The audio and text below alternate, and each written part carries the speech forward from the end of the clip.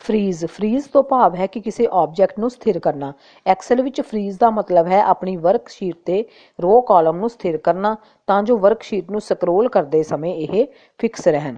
ਇੱਕ ਵਰਕਸ਼ੀਟ ਦੇ ਪੈਨਾਂ ਨੂੰ ਫਰੀਜ਼ ਕਰਨਾ। ਐਕਸਲ ਵਿੱਚ ਫਰੀਜ਼ ਆਪਸ਼ਨ ਬਹੁਤ ਉਪਯੋਗੀ ਆਪਸ਼ਨ ਹੈ, ਖਾਸ ਕਰ ਜੇਕਰ ਸਾਡੇ ਕੋਲ ਐਕਸਲ ਵਿੱਚ ਵੱਡਾ ਟੈਬ ਹੈ ਤਾਂ ਇਸ ਨੂੰ ਪੂਰਾ ਦੇਖਣ ਲਈ ਸਾਨੂੰ ਨਜ਼ਰ ਆ ਰਹੀ ਵਰਕਸ਼ੀਟ ਨੂੰ ਮਾਊਸ ਦੀ ਮਦਦ ਨਾਲ ਸਕਰੋਲ ਕਰਨਾ ਪੈਂਦਾ ਹੈ। ਸਕਰੋਲ ਕਰਦੇ ਵਕਤ ਇਸ ਟੇਬਲ ਦੇ ਹੈਡਿੰਗ ਦੀ ਉੱਪਰ ਵੱਲ ਸਕਰੋਲ ਹੋ ਜਾਂਦੇ ਹਨ, ਜਿਸ ਨਾਲ ਡਾਟਾ ਨੂੰ ਸਮਝਣਾ ਔਖਾ ਹੋ ਜਾਂਦਾ ਹੈ। ਇਸ ਲਈ ਸਕਰੋਲ ਕਰਦੇ ਵਕਤ ਟੇਬਲ ਦੇ ਹੈਡਿੰਗ ਦੇਖਣ ਲਈ ਸਾਨੂੰ ਇਸ ਦੀ ਰੋ ਜਾਂ ਕਾਲਮ ਨੂੰ ਫਰੀਜ਼ ਕਰਨਾ ਪੈਂਦਾ ਹੈ। ਇਸ ਤਰੀਕੇ ਰਾਹੀਂ ਬਾਕੀ ਵਰਕਸ਼ੀਟ ਨੂੰ ਸਕਰੋਲ ਕਰਦੇ ਹੋਏ ਅਸੀਂ ਕੁਝ ਖਾਸ ਰੋ ਜਾਂ ਕਾਲਮ ਨੂੰ ਦੇਖ ਸਕਦੇ ਹਾਂ।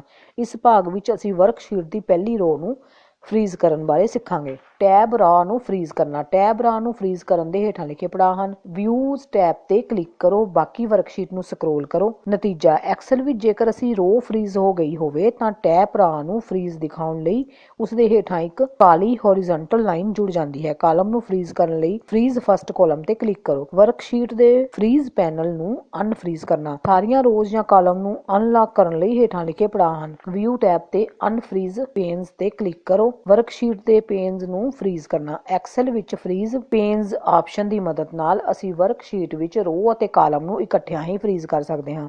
ਉੱਪਰ ਨੀਚੇ ਜਾਂ ਸੱਜੇ ਖੱਬੇ ਪਾਸੇ ਨੂੰ ਸਕਰੋਲ ਕਰਦੇ ਵਕਤ ਅਸੀਂ ਫਰੀਜ਼ ਕੀਤੇ ਹੋਏ ਪੇਨਸ ਵਿੱਚ ਲਿਖਿਆ ਡਾਟਾ ਆਸਾਨੀ ਨਾਲ ਪੜ੍ਹ ਸਕਦੇ ਹਾਂ।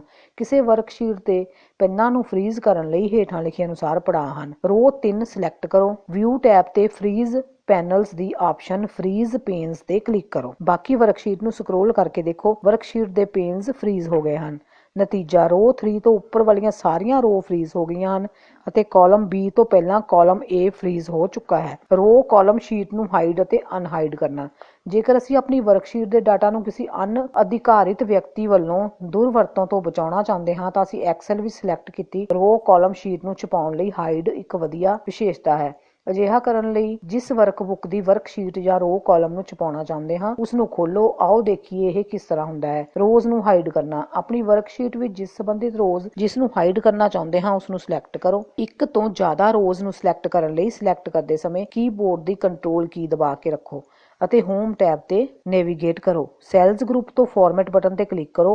ਹੁਣ ਹਾਈਡ ਐਂਡ ਅਨਹਾਈਡ ਆਪਸ਼ਨ ਵਿੱਚੋਂ ਹਾਈਡ ਰੋਜ਼ ਤੇ ਕਲਿੱਕ ਕਰੋ। ਕਲਿੱਕ ਕਰਨ ਤੋਂ ਬਾਅਦ ਸਿਲੈਕਟ ਕੀਤੀਆਂ ਹੋਈਆਂ ਰੋਜ਼ ਆਪਣੇ ਆਪ ਹਾਈਡ ਹੋ ਜਾਣਗੀਆਂ। ਕਾਲਮ ਨੂੰ ਹਾਈਡ ਕਰਨਾ। ਕਿਸੇ ਵਰਕਸ਼ੀਟ ਵਿੱਚੋਂ ਕਿਸੇ ਇੱਕ ਕਾਲਮ ਜਾਂ ਇੱਕ ਤੋਂ ਜ਼ਿਆਦਾ ਕਾਲਮਾਂ ਨੂੰ ਹਾਈਡ ਕਰਨ ਲਈ ਹੇਠਾਂ ਲਿਖੇ ਅਨੁਸਾਰ ਪੜਾਅ ਹਨ। ਅਸੀਂ ਵਰਕਸ਼ੀਟ ਵਿੱਚ ਜਿਸ ਕਾਲਮ ਨੂੰ ਹਾਈਡ ਕਰਨਾ ਚਾਹੁੰਦੇ ਹਾਂ ਉਸ ਨੂੰ ਚੁਣੋ ਅਤੇ ਉਸ ਨੂੰ ਸਿਲੈਕਟ ਕੀਤਾ ਗਿਆ ਹੈ। ਹੁਣ ਸੈਲਜ਼ ਗਰੁੱਪ ਤੋਂ ਫਾਰਮੈਟ ਬਟਨ ਤੇ ਕਲਿੱਕ ਕਰੋ। ਹੁਣ ਹਾਈਡ ਐਂਡ ਅਨਹਾਈਡ ਆਪਸ਼ਨ ਵਿੱਚੋਂ ਹਾਈਡ ਕਾਲਮ ਤੇ ਕਲਿੱਕ ਕਰੋ। ਕਲਿੱਕ ਕਰਨ ਉਪਰੰਤ ਸਿਲੈਕਟ ਕੀਤੇ ਹੋਏ ਕਾਲਮ ਹਾਈਡ ਹੋ ਜਾਣਗੇ। ਕਾਲਮ E ਤੋਂ ਕਾਲਮ J ਹਾਈਡ ਹੋ ਚੁੱਕੇ ਹਨ। ਵਰਕਸ਼ੀਟ ਨੂੰ ਹਾਈਡ ਕਰਨਾ। ਰੋ ਅਤੇ ਕਾਲਮ ਨੂੰ ਹਾਈਡ ਕਰਨ ਲਈ ਹਾਈਡ ਕਰਨ ਦੀ ਤਰ੍ਹਾਂ ਅਸੀਂ ਇੱਕ ਪੂਰੀ ਵਰਕਸ਼ੀਟ ਨੂੰ ਵੀ ਹਾਈਡ ਕਰ ਸਕਦੇ ਹਾਂ।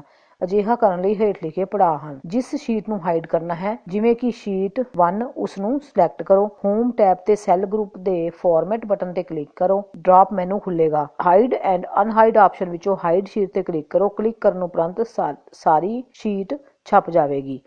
ਰੋ, ਕਾਲਮ ਅਤੇ ਸ਼ੀਟ ਨੂੰ ਅਨਹਾਈਡ ਕਰਨਾ। ਹਾਈਡ ਹੋਈ ਸ਼ੀਟਾਂ, ਰੋ ਅਤੇ ਕਾਲਮ ਨੂੰ ਵਾਪਸ ਪ੍ਰਾਪਤ ਕਰਨ ਲਈ ਹੋਮ ਟੈਬ ਦੇ ਸੈੱਲ ਗਰੁੱਪ ਦੇ ਫਾਰਮੈਟ ਬਟਨ ਨੂੰ ਕਲਿੱਕ ਕਰੋ ਤੇ ਡਰਾਪ ਡਾਊਨ ਮੈਨੂ ਤੋਂ ਹਾਈਡ ਐਂਡ ਅਨਹਾਈਡ ਆਪਸ਼ਨ ਵਿੱਚੋਂ ਅਨਹਾਈਡ ਰੋਜ਼, ਅਨਹਾਈਡ ਕਾਲਮਸ, ਅਨਹਾਈਡ ਸ਼ੀਟਸ ਤੇ ਕਲਿੱਕ ਕਰੋ। ਮੈਕਰੋ ਕੀ ਹੈ? ਕਈ ਵਾਰ ਐਕਸਲ ਵਿੱਚ ਕੋਈ ਕੰਮ ਸਾਨੂੰ ਵਾਰ-ਵਾਰ ਕਰਨ ਦੀ ਜ਼ਰੂਰਤ ਪੈਂਦੀ ਹੈ, ਜਿਵੇਂ ਕਿ ਸੈੱਲ ਦਾਖਲ ਕਰਨਾ ਆਦਿ।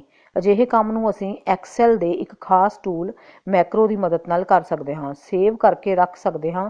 ਮੈਕਰੋ ਵਿੱਚ ਲੜੀਵਾਰ ਕਮਾਂਡਾਂ ਸਟੋਰ ਕੀਤੀਆਂ ਜਾਂਦੀਆਂ ਹਨ ਅਤੇ ਇਸ ਨੂੰ ਕਿਸੇ ਨਾਮ ਅਧੀਨ ਸੇਵ ਕੀਤਾ ਜਾ ਸਕਦਾ ਹੈ। ਭਵਿੱਖ ਵਿੱਚ ਜ਼ਰੂਰਤ ਹੋਣ ਤੇ ਇਸ ਨੂੰ ਚਲਾ ਸਕਦੇ ਹਾਂ। ਆਪਣੇ ਕੰਮ ਨੂੰ ਜਲਦੀ ਕਰਨ ਅਤੇ ਸਮਾਂ ਬਚਾਉਣ ਲਈ ਐਕਸਲ ਵਿੱਚ ਮਾਈਕਰੋ ਵਰਤੇ ਜਾਂਦੇ ਹਨ। ਮਾਈਕਰੋ ਕ੍ਰੀਏਟ ਕਰਨ ਲਈ ਸਾਨੂੰ ਮਾਈਕਰੋ ਨੂੰ ਰਿਕਾਰਡ ਕਰਨਾ ਪੈਂਦਾ ਹੈ। ਇਸ ਲਈ ਮਾਈਕਰੋ ਰਿਕਾਰਡਰ ਸਭ ਤੋਂ ਆਸਾਨ ਤਰੀਕਾ ਹੈ। ਜਦੋਂ ਅਸੀਂ ਮੈਕਰੋ ਰਿਕਾਰਡ ਕਰਦੇ ਹਾਂ ਤਾਂ ਐਕਸਲ ਇਹਨਾਂ ਕਮਾਂਡਾਂ ਦੀ ਲੜੀਆਂ ਨੂੰ ਕਦਮ ਦਰ ਕਦਮ